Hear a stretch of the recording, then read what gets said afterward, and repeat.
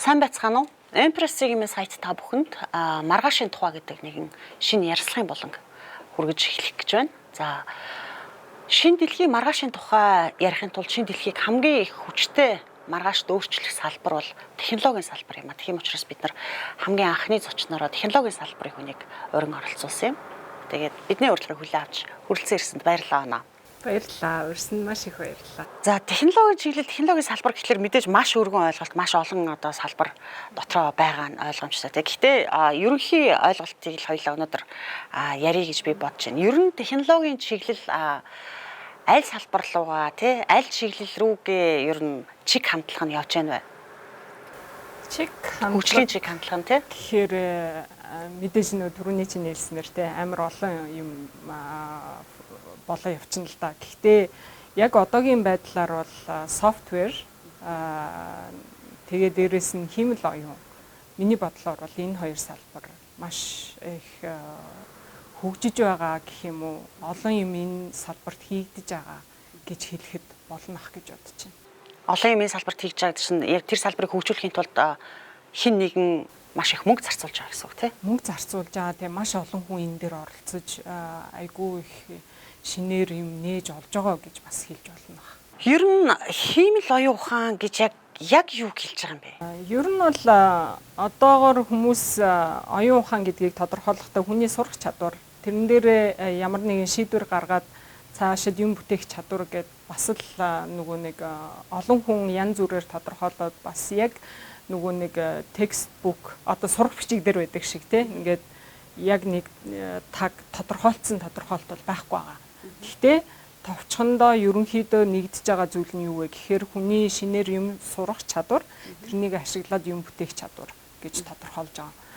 За тэгэнгүүт одоогийн хиймэл оюун гэд бидний яриад байгаа хөгжил энэ дээр яаж явж байна гэхээр хүмүүсийн ойлгоод байгаа ялангуяа хүний оюун ухаан гэдгээс бол арай нэг өөр явж байгаа гэж хэлэхэд болох юм уу?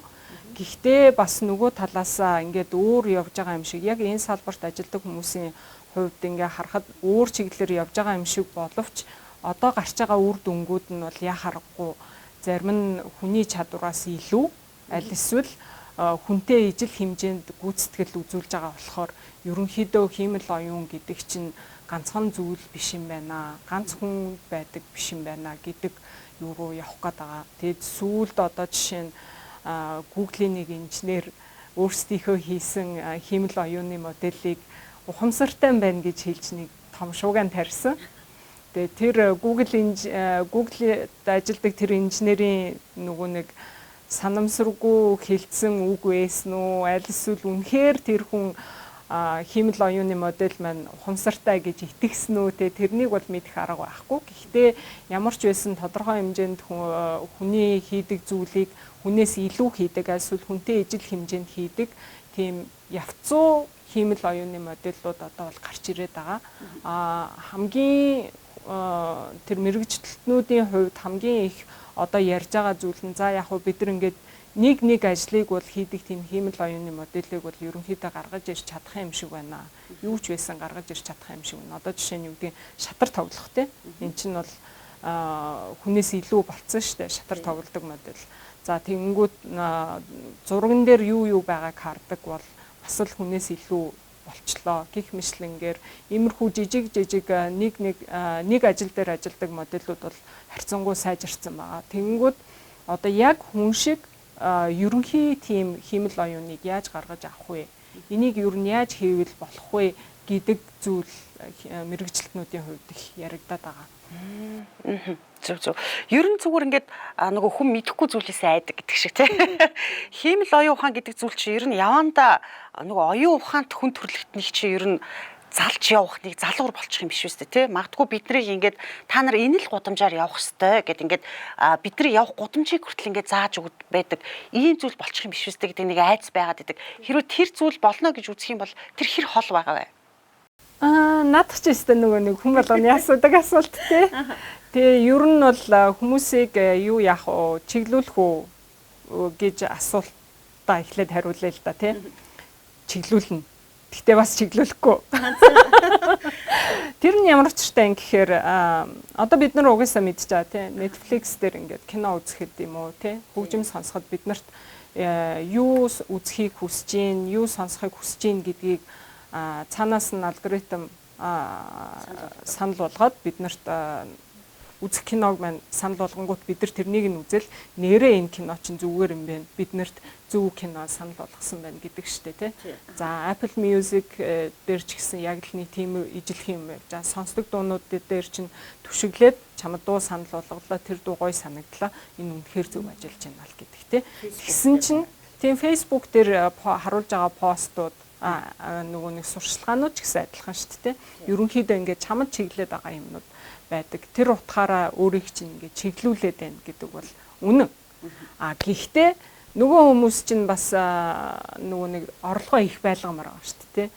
Зөвхөн нэг явцсан хүрээний хідэн сурчлага чамд харуулад тэндээс нэг $100 олоод байна уу? Аль эсвэл яг мань хүнд ингээд зориулсан яг ингээд хүсэж байгаа зүйлийг нь харуулад $1000 олох уу гэдэг чинь бас ондоо асуудал шүү дээ. Тэнгүүд зарим талаараа чиглүүлж байгаа, зарим талаараа өөрийг чинь бас нөгөө нэг анзаараагүй олон юмнууд руу ингэж нөгөө харуулад тэндээсээ өшөө дахиад нэг орлого олох.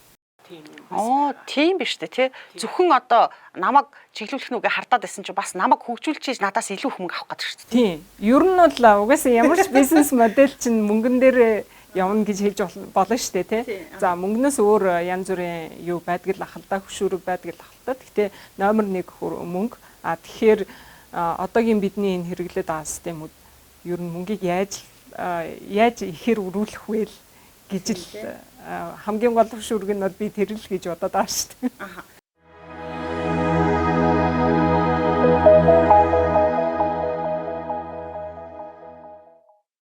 Одоо жишээлх юм бол Facebook дээрх одоо энэ хиймэл оюун ухаан ер нь яг яаж ажилтдаг юм бол заримдаа ингээд би ингээд чатаар ярьсан сэдв хүртэл дараа нь надад ингээд санал болгож гарч ирж байгаа ч тий. Тэгэхээр энэ Facebook-ийн хиймэл оюун ухаан Facebook гэдэг чинь одоо бүр ингээд энэ дэлхийг хамарсан ийм том хэмжээний ийм зүйл болчиход байна шүү дээ тий. Тэгэхээр энэ том хэмжээний зүйл тэр олон хүнийг таньж ийн гэхээр тэр хиймэл оюун ухаан үнэхээр агуу юм шиг санагдаад байгаа байхгүй юу? Тэр хэр агуу вэ? Хиймэл оюуны агуу нь юусоо датанда тий. Тэгж хэлж болно гэж би бодож байна. Юусоо агуу нь юусоо л дата тэрэн дээр ажиллаж байгаа хэдэн алгоритм л байгаа. За Facebook-ийн жишээн дээр хоёулаа яриа л да тий. Яг дата нь юу вэ гэхээр нэгдүгürt бид нар тэр Facebook руу орохдоо нэг профайлаар орж байгаа тий. Профайл гэдэг нь оноо ари гэсэн хоёр профайл байгаа. За тэнгүүд хамгийн ихэнд Facebook-ийн мэдэж авч байгаа зүйл болохоор чи тэр хоорондоо ямар харилцаатай юм бэ? Одоо friends гэд холбогдсон баа штэ тий. Гэхдээ чи тэрийн дундын найзууд гэсэн өөр холбоосууд байгаа. Тийм тэнгүүтээ ингээд тэрнээс чинь ингээд graphic network буюу одоо хоорондын холбоо хамаарлын сүлжээ гаргаад авчиж байгаа байхгүй юу? За тэнгүүд чи тэрийн хувьд бол нэгдүгээр чи тэр хоорондоо холбоотой. Тэнгүүтээ би цаашаа ажлынхантайгаа найз нартайгаа холбоотой. Чи цаашаа ажлынхантайгаа найз нартай холбоотой гингүүд чи тэрийн талаар ерөнхийдөө нэг нэлээд гайгүй зөвхөн тэр холбоо хамаарлаас нэлээд гайгүй мэдээлэл Facebook авчиж байгаа байхгүй юу? За тэнгүүтээ дахиад нэг мэдээлэл авах юм нь юу вэ гэхээр бид хоёр өөрсдөө нөгөө нэг өөрсдийнхөө талаар айгүй энгийн мэдээллүүд оруулж байгаа. Төрсөн он ч үгүй тийм үү те. Төгссөн сургууль ч юм уу. Хаана ажилладаг вэ? Гэх мэтлэнгээр ингээд айгүй энгийн эмэгтэй эрэгтэй гэх мэтлэнгээр ингээд айгүй энгийн мэдээлэл. Энэ бол айгүй энгийн мөртлөө тэднэрт бас л нөгөө тус болдог мэдээлэл байгаа байхгүй. За эдгээр бол хамгийн энгийн. За өшөө бүр гоё мэдээлэл цуглуулж байгаа нь юу вэ гэхээр бидний лайк дарж байгаа пост болгон тий комент бичиж байгаа пост болгон чинь нөгөө талд энэ хүн чинь ийм юм дуртай байна гэсэн мэдээлэл өгж байгаа байхгүй юу? Тий. Тэнгүүд одоо жишээ нь юу гэдгийг бид нар нэг сурчлагаа үзчихээ тэрнийг лайк дарлаа энэ хүн энийг авах гэж бодож байгаа юм байна гэдэг мэдээлэл очиж байгаа гэх юм уу? За тэнгүүд нөгөө лайк чинь бас хангалтгүй нөгөө Facebook. Одоо яадаг вэ гэхээр нүдний хөдөлгөөнөөр тэр хүн Facebook-ийн аль хэсэгт илүү анхаарал хандуулж ийн гэдгийг трак хийх чадвартай болцсон.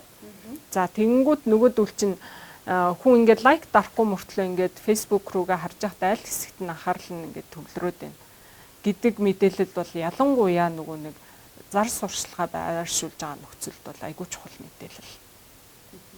Гэх мэтлэнгээр ингээд за тэгэнгүүт саяхан унсан аль номон дээр байла да тэр Facebook дээр чи нэг 150 үйлдэл хийцэн байхад чамайг маш нарийн тодорхойлно гэд тавьсан байсан. Ерөнхийдөө ингээд 50 төрлийн мэдээлэл байхад чамайг жирийн таньдаг хүнээс чинь илүү танина. 100 мэдээлэл байхад чиний хамаатнуудаас чинь илүү чамайг танина. 150 байхад чи чамайг өөрөөс чинь илүү танина гэсэн нэг тийм нэг тоо тавьсан байсан. Тэр нь хэр бодтойг нь бол мэдэхгүй байна те. Гэхдээ ер нь бол тодорхой хэмжээгээр дата нэх байх тусмаа чамайг тодорхойлоход намайг тодорхойлоход амархан болчдөг гэсэн үг.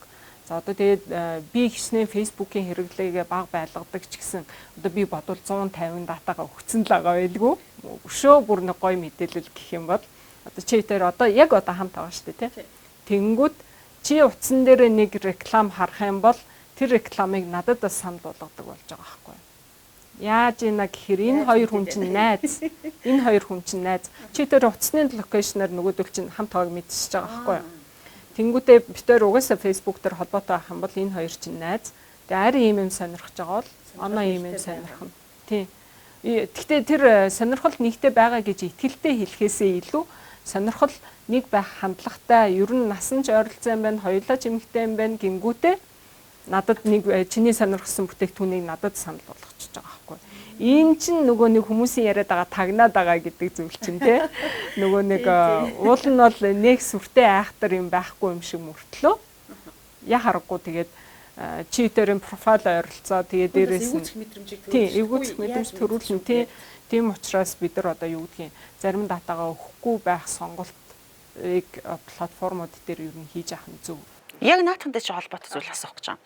Хоёр зүйл рүү ингээ явах гэдэг юм л да. Гэтэ наатаа чи эхлээд асууж гэж бодож байна. Зарим хүмүүс ярьдаг шүү дээ. Би Facebook хэрэглэхгүй, би Facebook-т тэгж одоо датагаа өгөхгүй гэл тээ. Тэнгүүд нөгөө монголчуудын нэг гайхамшигтай үг гэдэг шүү дээ. Сүртэй шүү дээ гэдэг үг тээ. Тэг би бол тэр үгийг хэлмээр санагдаад байгаа байхгүй. Сүртэй шүү дээ. Ганц айрын юм уу, ганц оноо тэрийг хэрэглэхгүй байлаа гэд. Тэгээд яа тээ гэдэг үг гарч ирмээр санагдаад байгаа байхгүй. Тэгэхээр тэглээгээд яа тээ ер нь. Үхгүй би үхгүй байлаа гэдэг. Тэгээд би юу хоочих юм? Харин юу хоочих юм болоо, юу алдах юм болоо тий. Ер нь бол яг миний хувьд гэх юм бол за би нөгөө өөрөө нөгөө нэг өгмөрг байгаа хүмүүсийн нэг юм шүү дээ тий. Тэгэхээр миний талын үнцгийг сонсно гэх юм бол хичнээн надад нуу хаах юм айхтар юм байхгүй ч гэсэн одоо ямар төрлийн албан тушаалаа дээр ажилдаг биш. Миний хийж байгаа гүйлгээ бол айгүй бага хэмжээний тий. Угаасаа намайг яаж ч яа гэсэн нуугаад хаах юм байхгүй ч гэсэн одоо хүнд чинь тодорхой хэмжээгээр нууж хаахан байхгүй илүү тутам байхгүй ч гэсэн хүн ойлд орохдоо хаалга хааж байгаа л хүн харагдахгүй л нэлд ордог л өстэй. Тий хидээ бусдтай адилхан мөртлөө тэгдгэл өстэй ер нь бол за тэгээд эмэгтэй хүний хувьд жишээ аваад ярил л да. Бид нар гэртээ зүг зүгээр байжсанаа гадагшаа гарахтаа буддаг л өстэй. Яагаад тэгдгийг те. Ер нь бол учиргүй тэгэж яхаасаа илүү нэг яхаасаа илүү юу гэдгийг за бас яг ингээд нэг дандаа камерны дор байгаад байгаа юм шиг амьдрмааргүй л юм тий. Ер нь бол миний санаа бол тийм л. Тэгэхээр хувь хүмүүсийн мэдрэмжийн асуудал юм байна тий. За нөгөө нэг асуудал нь юу юм гэхээр за одоо big data гэдэг нэг зүйлийг одоо яриад ирсэн тий. Салбар болгох. За big data гэдэг. Big data гүйцэгнэ big data гэх тий. Big data-ны одоо яг хүч нь ер нь юундаа оршив? За хоёулаа ингийн нөгөө сая чинь бол ерөнхийдөө Facebook data эдэр гэдэг айгүй тийм нөгөө нэг энэ химэл оюуны хувьслын ер нь жоохон сүүлийн үеэр рүү хоёулаа шууд ороод явчлаа л да. Big data гэж ярих юм бол эхлээд жоохон нөгөө ихэн үеийг нь ярьсан дээр баг гэж бодож байна. Миний хувьд.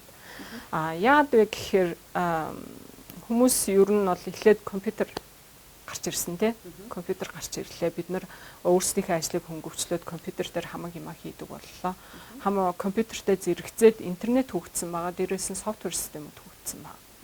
За тэгэнгүүт софтвер систем маань эхний ээлжинд яасан бэ гэхээр ерөөсө бүх юмыг юм бүртгэлжүүлсэн системүүд гарч ирсэн тий. Ийм бүртгэлийн системүүд одоо байгууллага болгонд байгаа тий. Тэгээ манад бол нэг 1980-аад он эсвэл 2000 оноос ингээд софтвер системүүдийг бүртгэлийн системүүдийг маш нарийн ингээд хэрэглээд эхэлсэн. Гингүүд энэ систем болгон дээр чинь айгүйх дата цуглараад эхэлж байгаа.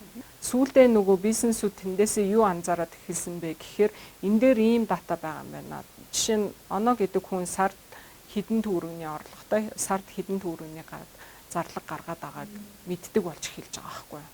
Өмнө нь бол зүгээр л гүйлгээ бүртгэдэг байсан шүү дээ тий. Одоо болохоор намайг таньдаг болж эхэлж байгаа байхгүй тэр датанаасаа.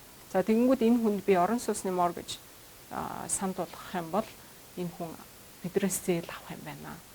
За энэ бол нөгөө банкны систем дээр ярьсан зүйл тий. Тэгсэн чинь байгууллагуудад маш олон ийм төрлийн датанууд ингээд хэдэн жилээрээ цугларсан гэсэн үг. За хэдэн жилээр зөвхөн над дээр цуглархаас гадна над чиг хүмүүсийн мэдээлэл ингээд давхар цуглараад байгаа байхгүй.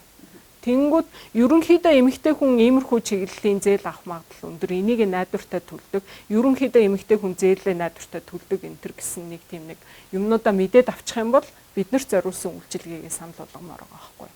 Энэ зөвхөн одоо бизнес дээр биш улс төр дээр бас тийм үү? Мэдээж улс төр дээр сонгуулийн үеэр мэдээж тэр бол айгүй тод ашиглагдана, хэрэглэгдэнэ, харагдана.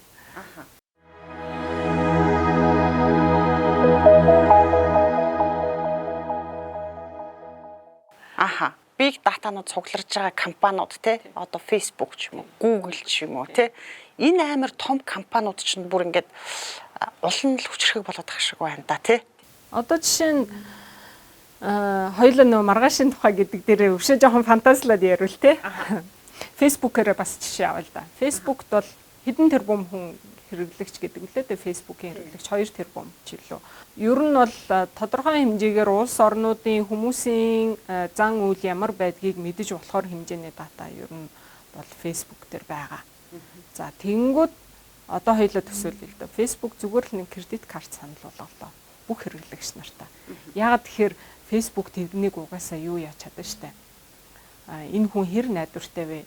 Ер нь тэр хүнийг баталгаажуулах боломж тэр технологи нь Facebook-д байгаа байхгүй. Тэгээд хоёулаа төсөөлөе зүгээр л кредит карт санал болголоо. Тэн дээр банкны дасаа холбоод кредит карта төлдөг болгочлоо. Гэх юм бол амар их зүйл тэр Facebook дээр явах гээд байгаа биз. Одоо зүгээр л ботход жижигэн дэлгүүрүүд Facebook дээр байж байна. Бид нар шууд тийшээ гүйлгээ хийж болж байна.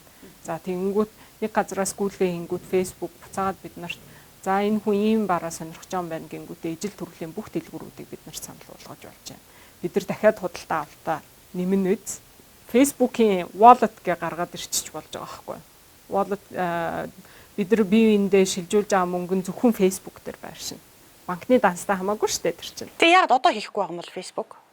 Одоо ямар нэгэн байдлаар нөгөө улс орных нь дүрм журам л саад болж байгаа болохоос биш Facebook тэрэнд бол бэлэн байх л гэж бодож байгаа шүү дээ.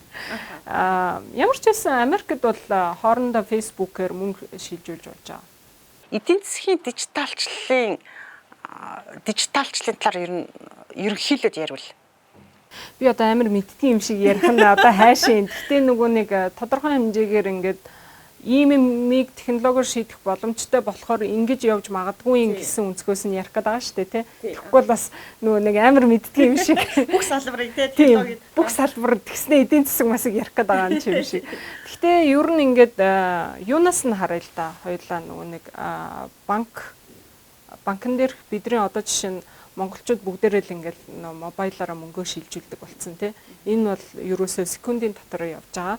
Эн чинь бидний нөгөө өдөр тутмын ажлыг амар хөнгөвчлөөд байгаа. Түрүүний нөгөө нэг чиний ярьсан дижитал банк гэсэн ойлголт гарч ирнэ гэх юм уу? Тэр нь юу вэ гэхээр ерөөсөө өөр тийм одоогийн тийм стандарт банкны юу байхгүйгээр одоо онлайн дээр тэр чигээрээ ингээд интернет дээр байршсан тийм нэг мөнгөн тэмдэгтүүд гэх юм уу койнууд одоо гарч ирээд байгаа шүү дээ тийм криптовалют. Тэр нь бол ямар нэгэн банкнд хүлэгдсэн юм байхгүй. Нэг хүн тэр криптовалютыг авлаа, энийг төгрөгөөр сольж болно. Нөгөө талд тэр криптовалютыг юугаар доллараар сольж болно. Энэ хоёр хүн заавал хоорондоо нөгөө exchange rate буюу нөгөө валютын ханшаар ингэж хоорондоо алдагдал энэ төр хүлээгээд авах хэрэг байхгүй. Зөвхөн койноор л юу яачаад байгаа шүү дээ, холбогдчиход байгаа шүү дээ. Койн бол хүмүүс одоо мэдж байгаа. Биткойн бол нэлээд нөгөө нэг бага ханштай явж ирсэнаа сүүлийн жилүүдэд амар өндөр ханштай болоод одоо буцаад нэг жоохон буурч байгаа ч юм уу. Тиймэрхүү юм бол байгаа. За тэгэнгүүт одоо ингээд интернетийн хэрэглээ, блокчейн эдэргээд гарч ирснээс харахад бол digital currency яхахгүй ирээдүйн нэг чиг хандлага болж л ах шиг байна л да. Одоо нөгөө нэг өмнө нь бол нэг сонирхогчийн төвшөнд байснаа одоо бол бүр ингээд нэг бүх хүн тэр нэг чухал авч үзээд ямар нэгэн байдлаар гарч ирэх гээд ах шиг байна. Яалтч ахгүй хүлэн зөвшөөрөгдөж байна. Зөвшөөрөгдөж байна. Гэхэн зөв юм байна те. Гарч ирэх гээд биш. Хүлэн зөвшөөрөгдөж байгаа. За гэхдээ энэ дээр чинь нөгөө нэг төрөний нөгөө нэг янз бүрийн гол хүчнүүдийн тоглолт мэдээж орж ирэх л ах л та тий. Хинэн тэр контролдохыг хүсэх үү, аль эсвэл хинэн контролдуулахгүй байхыг хүсэх үү гэдгээсээ хамаарат одоо жишээ нь янз бүрийн койнууд гарч ирээл унаал байгаа бүр амар олон төрлийн койн байгаа шүү дээ. Тоон бол амар их байна. Тэнгүүд энэ олон койнууд чинь яг ардаа юугаараа баталгаажуулж байгаа. Хэн баталгаажуулж байгаа гэх мэт асуудлууд бол байсаар л байгаа. За тэгээд яг эцээст хідэн койн яг нөгөө хүмүүсийн хэрэглээ болж үлдэх нь. Одоо жишээ нь бидний хувьд бол доллар бол дэлхийд даяараа хүлээн зөвшөөрөгдсөн валюттай адилхан олон койнуудаас яг аль нь тийм хүлээн зөвшөөрөгдөж үлдэх үү гэдэг л асуудал байна. Дэлхийн бүх улс орн л интернеттэй холбогдож байна тий. Бүх улс орн л бүх одоо салбарынхаа үйл ажиллагааг интернетээр хийж байна тий. Гэхдээ энэ дээр чинь нөгөө хинэн аюулгүй байдлаа хангаж чадах вэ гэдэг нэг зүйл маш одоо томор тавигддаг болов уу гэж бодоод байгаа тий. Тий. Аюулгүй байдал ер нь яхааргүй интернеттэй холбоотойгоор гарч ирнэ л дээ. Химэл оюун энэ дээр яаж орж ирдэг вэ гэхээр одоо тэр жишээ нь кредит карт ч юм уу банкн дээр одоо тодорхой хэмжээгээр миний зан үйл бүртгэгдсэн байгаа. Тэнгүүд би хамаагүй газар очиод карта зурх юм бол энэ оноо биш байна гэд нөгөөдөл чинь нөгөөгүүлгийг чинь болиулчихж байгаа байхгүй татгалзчихж байгаа. Улс орны хэмжээнд ер нь кибер аюулгүй байдлыг хангах нь технологийнхаа талаас маш их хөрөнгө шаарддаг. Хөрөнгө шаардсан дээрээс нь чадвар шаардна. Мэргэжлийн чадвар шаардна. Тийм. Тийм. Одоо нөгөө нэг хак хийж байгаа бол хактуулж байгаа бол тэрнийгээ мэдэх мэргэжилтэн хэрэгтэй шүү дээ. Тэгээд дээрэс нь нөгөө сүүлийн үеийн бүх сертификат бүх одоо юу гэдгийг хамгаалсан бүх програмууд нас байж ах хэвээр. Тэгээд дээрэс нь ямар нэгэн халдлага орж ирлээ гэхэд тэрнийгээ таньдаг системүүд нь байж ах хэвээр.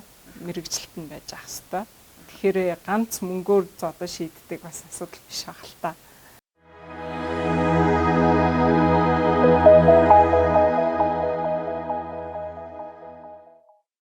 Би зүгээр бодоод байхгүй одоо манай улс шиг ийм одоо жижиг бөгөөд тий одоо тэр кибер аюулгүй байдалтай мөнгө их хэмжээний мөнгө зарцуулах боломжгүй ийм улс орнуудад жишээлх юм бол банкныхын салбар руу ч юм уу тий одоо өөр одоо улс төрийн сонгуулийн үеэр улс төрт нь нөлөөлөх ч юм уу тий тиймэрхүү нөлөөллүүд одоо бас гардаг байж болцсохгүй юм да гэдэг тийм одоо хардлагч гэх юм уу тий төр төлтөө ер нь болцсохгүй ах уу.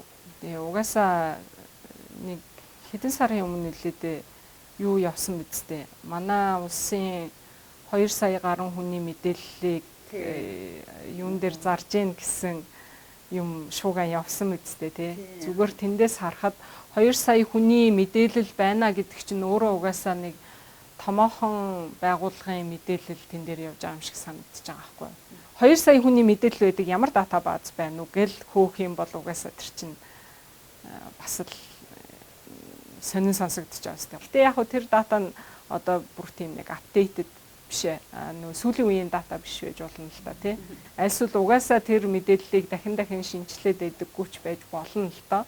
За тэгээ дээрэс нь бид нар ямар нээх мөнгөтэй ч биш гэж бодож болох юм.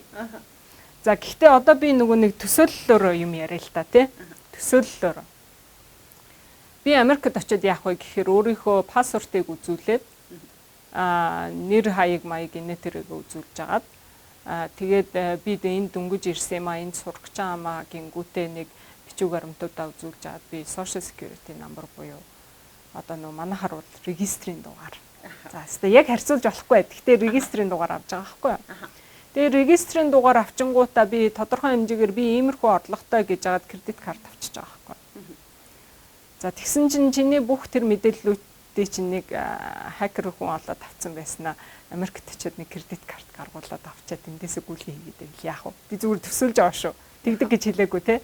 Нэг мэдсэн чинь оноо дээр бөөн кредит картны үлдэгдэл тий. Тэгээ би нэг Америк очиод жинхнээсээ банкны данс нээсэн чинь гинт над тэр бөөн төлбөр ороод ирвэл яах вэ? За тэгтээ яг нөгөө нэг харьцангуйгаар эн чинь би биш дээ нэ тэрэ эдрэгээ бөөн нотлохоогоо үзүүлж байгаа тэндээс гарч болно л та мэдээж.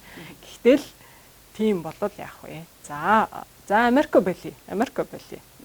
Бид нар энд юм алдчихад дараа нь нөгөө бичиг баримтуудаа сэргээж авсан чинь авч болдог штэ тий. Тэр чинь мэдээж. За тэгэнгүүт өөр хүн миний өмнөөс тэр бичиг баримтуудыг сэргээж аваад өөр хүн банкн дээр данс нийчүүл юм хэр найдвартай бол компаниуд тэр датануудыг зардаг юм болов? Зардаг гэдэг нэг хардлага байгаад идэв шүү дээ тий. Тэр зарах боломж нь бол байдаг үстэй. Технологийн боломж нь бол байгаа. Одоо жишээ нь янз бүрийн бидний хэрэглэдэг янз бүрийн аппуудын нөгөө нэг terms of condition гэж байдаг шүү дээ тий. Анх оронгууд та энийг зөвшөөрч ийн үгээ заавал нэг юм зөвшөөрөх тэмдэг дарж цаашаа явдгаа да. Тэгээ тэрэн дээр чинь таны мэдээллийг цаашаа ингэж дамжуулахгүй гэсэн юмнууд чинь байж байгаа уулна. Гэхдээ хинч тэр скролдо тэр доотлын тэр хэсгийг уншдаг. За тэрэн дээр яг ингээд баг бүгдэн дээр нь байгаа да. Таны мэдээллийг 3 дахь байгууллагт ийм байдлаар өгнө. Гэхдээ энэ 3 дахь байгууллагууд нь дандаа бидний холбоо хамааралтай маркетингийн байгууллагууд байна. За тэгээд дээрэс нь та нарын мэдээллийг өгөхдөө яг хин гэдгийг чинь харуулахгүй гэхдээ ийм мэдээллүүдийг чинь өгнө гэсэн юмнууд тодорхой байж байгаа. Тэрэн дээр англи хэл дээр бас англи хэл дээр байгаа. Англи хэл дээр байгаа. Монгол хэл дээр байхгүй шүү дээ. Тэр чинь угаасаа. Тэгэнгүүт бид нар тэрнийг зөвшөөрөд явуулчихж байгаа байхгүй. Дижиталчлал одоо энэ технологийн энэ салбарт ондоошил гэдэг зүйл одоо байж болох уу? Одоо манайх шиг одоо жишээлх юм бол 3 сая хүн амтай ийм жижиг улс шиг Facebook бол манайхыг бүр тоож 4 журмаач оруулахгүй тий. Германыг бол шаардангуут оруулчих чинь тий, Австралиг шаардангуут оруулчих чинь. Тэгэхээр энэ технологи гэж тусдаа энэ дэлхийн үүсэд байх шиг баргалж тий. Тэгээ тэр дэлхий дээр Монгол шиг жижигхэн улсууд хаана байх вэ гэдэг нэг ийм нэг сонин асуудал үүсэт байна л да. Энэ дээр өөрийн чи бодол ер нь юу гэж явдаг вэ? Бодлоо бидэнтэй хуваалцаач гэвэл. За ёстой нөө бодол гэж анхааруулжаад хэлэхгүй болохгүй бах тий. Тэр баргийн имийг бид нар ашиглахдаа англи хэл мэдэх хэрэгтэй болчтой. Нөө бидний гар утас компьютер гэх мэтлэнгэр бүх юм англи хэл дээр байдаг. Гэтэл одоо Америкууд тэрний өөрийнхөө хэл дээр хэрэгжилж штэ. Тэд нар чинь open save гэдэг үгийг мэдчихэж байгаа штэ тий. За германууд ч гэсэн өөрсдөө германаар хэрэгжилж байна. За тэр батгай туркууд ч гэсэн өөрсдийнхөө хэл дээр хэрэгжилж байна. Одоо манай хүүхдүүд болохоор нөө монгол хэл дээр хүүхдийн контент их биш болохоор бүгдээрээ англиар үзэж байгаа. За тэгэнгүүт эн чинь цаана ямар дата цуглараад байгаа вэ гингүүт бид нар нөгөө нэг англиар хэрэгжилж байгаа хүмүүсээс ялгаагүй болчихж байгаа байхгүй. Уул нь бол биднэрт монголоор нөгөөдөл чинь бүтээгдэхүүнээ зарлаад сурталчлаад явах хэрэгтэй байсан чинь бид нар англиар хэрэглээд байгаа болохоор нөгөөдөл чинь бидрийг одоо юу гэдэг Америкийн нэг хэсэг ч юм уу те. Зүгээр нөгөө нэг юу ил ярьж байгаа шүү. Фантазилж ярьж байгаа шүү. Америкийн нэг хэсэг гэж хараад байдаг чинь билүү бүү мэд шүү дээ те. За тэнгүүт нөгөөдөл чинь уулна хийл тэгээд янз бүрийн хийж байгаа үйлдэлээс нь бидрийг тодорхой хэмжээгээр таниа. За энд нэг хэсэг бүлэг өөр хүмүүс байгаад байна.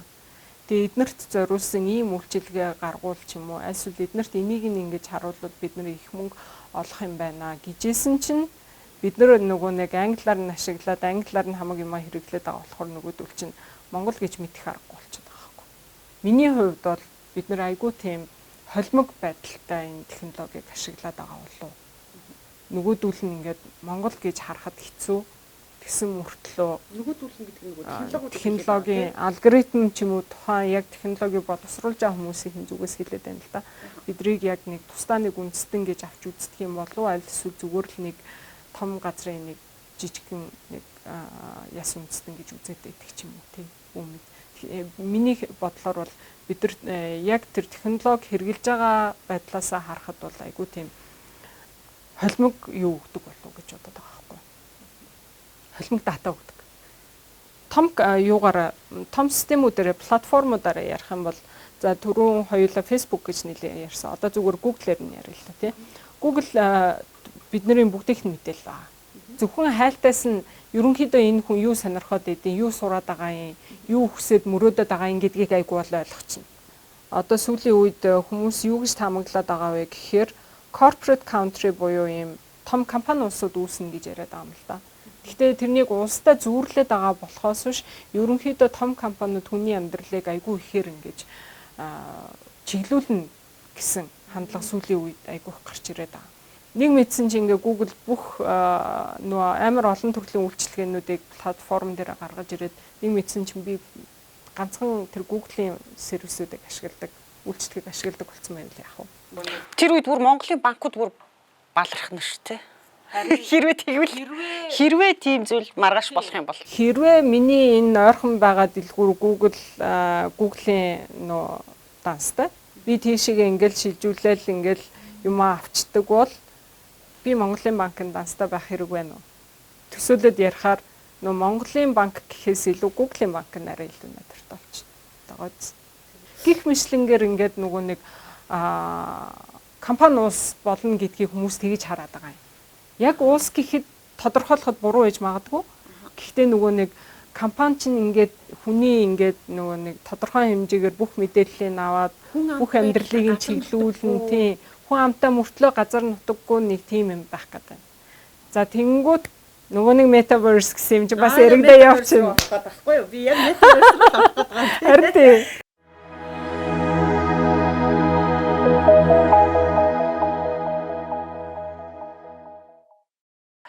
Том нөгөө компаниуд ч ороод эхэлсэн те улс орнууд ороод эхэлсэн бодлохоор манай улс тэнд байгаа мүү би бас сайн мэдэхгүй л байна л да. Гэхдээ ерөн зүгээр тийшээ улс бодлогын хэмжээгээр орох нь зөв юм уу? Metaverse ер нь хэр одоо энэ том компаниуд ороод ихийг бодоход мэдээж ирээдүйтэй л баг л та.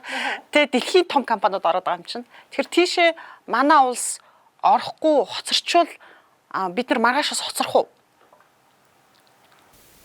За бодлогын хувьд гэж чамайг асуунгууд чинь би тэгж хэлж мэдэхгүй гэх хичээл л да. Болтох хичээл л да. Тэгсэн чинь ингэж яриа. Одоо бидний хүүхдүүд за бид нар биш юм а гэхэд бидний хүүхдүүд видео тоглоом айгүйх тоглож байгаа. За ихэнх нь анхан шатны тийм үнгүй хувилбарыг нь тоглож иж магадгүй. Гэхдээ тоглоом ахиад ирэхээр яхахгүй нөгөө нэг компаниуд чинь бүр ингээд баг шахсаар агаад хүүхдүүдийг мөнгө төлүүлдэг байхгүй. За ялангуяа Америкт бол хүүхдүүд айгүй их мөнгө төлдөг тэр нь. За Монголд харьцангуй гайгүй гэж бас магадгүй. Үнгүй хувилбарын тоглоод байдаг тийм. За тэнгүүд ингээ анзаараад ахаар хүүхдүүд тэрэн дээрээ юу худалдаж авсныг хоорондоо их гайхуулж ярьдаг. Дээрээс нь авсан юмаа хэрэггүй болохоор нь бие биентэйгээ солилцдог энэ төр тийм тоглоом байгаа байхгүй. Тэр бол яхаарахгүй одооны орчин үеийн хүүхдүүдийн нэг тийм нийгэмш жаныг хэлбэр нь болчиход байна. Нөгөө тоглоом чинь одоо нөгөө түрүүний миний төсөөлөд яриад байсан Google-ийн Wallet гэдэг юм чинь тоглоом дээр бол яхаарахгүй байгаа байхгүй. Хүүхэд яадаг вэ гэхээр эцэг эхийнхээ өгсөн нөгөө gift card гэдэг штэ тэ бэлгэний мөнгийг тэр данс руугаа хийждэг. Тэгээ тэндээсээ өөрийнхөө дуртай юм аваад тэгээ тэрнийг найз майс нартайгаа солилцдог ч юм уу. Ингээд тодорхой хэмжээний мөнгө тэнд чинь эргэлдээд байгаа байхгүй тий. За тэгэнгүүт нөгөө хүүхдүүд ингээд тэрэн дээр ингээд мөнгө зарцуулаад эхлэнгүүт нөгөө тоглоомны компани ч юм уу Facebook ч юм уу тэд нар чинь одоо ер нь эн чинь ингээд нэг ийм бизнес модель байж болох юм а гингүүтээ Metaverse жишээ. Ганцхан хүүхдэд ч биш том хүнд зориулсан тийм юм гаргаад ирж байгаа шүү дээ тий. За тэгэнгүүт Metaverse дээр одоо нөгөө нэг төсөөлөх юм бол тэн дээр нэг бүтээгдэхүүн зарлаа. Тэр нь онлайнаар ашиглагддаг бүтээгдэхүүн байсан ч болно. Зөвөр төсөөлөх юм бол жирийн биетэй бүтээгдэхүүнийг бид нар Metaverse дээр үзэж туршиж болохоор байна гингүүтээ биетээр нь шип хийлгээд авчдаг гэж болно шүү дээ. Хөргүүлээд авчдаг гэж болно шүү дээ. Тэнгүү тодорхой хэмжээгээр хүний нэлээд олон үйлдэл тэр интернет дээр яваад байна да, Metaverse дээр яваад байна да. Тэнгүүд яг нөгөө нэг түрүүний бүгдээрээ тийш орчих юм бол би тийш орохоос өөр аргагүй. Одоо жишээ нь юу гэдэг Америкт байдаг манай найз нар тийш орцсон байх юм бол тэн дээр үйл ажиллагаа явуулаад ах юм бол би тийш орохоос өөр аргагүй. Аха нөгөө дэлхий гэдэг шиг дахиад нэг өөр нэг дэлхий тэнд бий болоод байгаа юм тий яалтчих байхгүй. Тий. Тэгээ нөгөө чи сая хэллээ штэ. Нэгдүгээр тэнд гутал өмсөд тэнд би амьдраад байна гэж байгаа штэ тий. Би мөн үү гэж нэг утгаар биш нөгөө утгаар мөн штэ тий. Тийм. Тэнгүүд чи тэнд гутал өмсөд яваад байгаа болохоор тэр нөгөө нэг хуцсны компаниуд чинь гутал хийдэг компани чинь тийшээ орж байна да. Тэнгүүд нөгөө улс орн чинь гуталнаас ч тэр надаас ч тэр татвар авдаг өстэй тий. Тийм штэ тий. Тэгэхээр чин нөгөө улс орн чин тэнд байгаа яваад байгаа гүйлгэнээс одоо ядаж жоохон татвар аваад тэр хүний нөгөө нэг basic хэрэг анхан шатны хэрэгцээг нь хангах хэрэгтэй байлгүй дээ. За сүүлийн асуулт. Ер нь өөрөө бол ингээд Америкт нэлээд хэдэн жил амьдарч байгаад Монголд ирлээ те. Тэгээд технологийн хөгжил одоо Америкт хятадд асар өндөр хурдтайгаар одоо явж байна л та. Бид нар бол одоо үнэхээр тийшээ бол одоо хөл зэрэгцэж, мөр зэрэгцэж алхах гэх бол үнэхээр боломжгүй болчихсон. Үнэхээр тэрийг бол бид нар одоо хүлээн зөвшөөрөхөөс арга байхгүй тий. Магадгүй бид нар технологийн хөгжлийн маргаашаас хоцорчих юм бол манай улсад ирж болох тий бидэнд одоо ирж болох одоо тэр үр дагавар ч юм уу тий тэр талаар өөрийнхөө бодлыг хуваалцахгүй юу гэдэг. Ядах ч айгүй хэцүү асуулт байна. Нэгдүгürt бид нар бол жоохон бишээ. Нилээ хоцорч байгаа. Би тэгтээ нөгөө ганцхан хиймэл оюун талаас нь л яриа л да тий. Нөгөө нэг бүр айхтар юу талаас нь бол биш. Бусад инженерийн чиглэлээр нь биш. Зөвхөн хиймэл оюун талаас нь, софтвер гэх юм уу тэр талаас нь, дата талаас нь ярих гэх юм бол манайх одоо л датагаа цуглуулж эхэлж байна. Нөх хүмүүсийн олон жилийн өмнө цуглуулад эхэлсэн датаг бид нар одоо л цуглуулж эхэлж байна. Зарим салбар нь бүр яаж цуглуулахаа ч мэдэхгүй байна. Тэгээ дата нь байхгүй болонгууд нөгөө хиймэл оюуны модулууд чинь байхгүй эсвэл буруу ажиллана гэсэн утгатай л үг болчихж байгаа юм л да. Google, Facebook бидрийг яаж сайн мэдээд байна гэхээр өмнө нь цуглуулсан байсан дата тэрэн дээр ажиллаж байгаа сайн алгоритмын хүчээр л мэдэж авч байгаа. Тэгээ тэр гарч ирсэн модулууд нь биднэрт үйлчилж байгаа гэсэн үг байхгүй. За тэнгууд бид нар өөрсдөө датаагүй, бид нар өөрсдөө модульгүй болоод ирэхээр яах вэ гэхээр нэг машин унж байгаа хүн мөрөн тэргээр явж байгаа хүн шиг л болно гэх юм уу.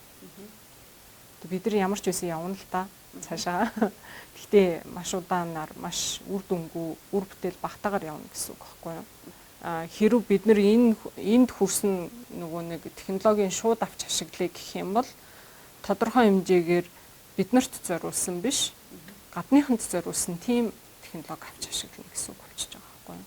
Одоо юу тийм зарим юм дээр нь бол нэг тийм ялгаа гарахгүй юм дээр бол мэдээж гадны технологиг авч ашиглана.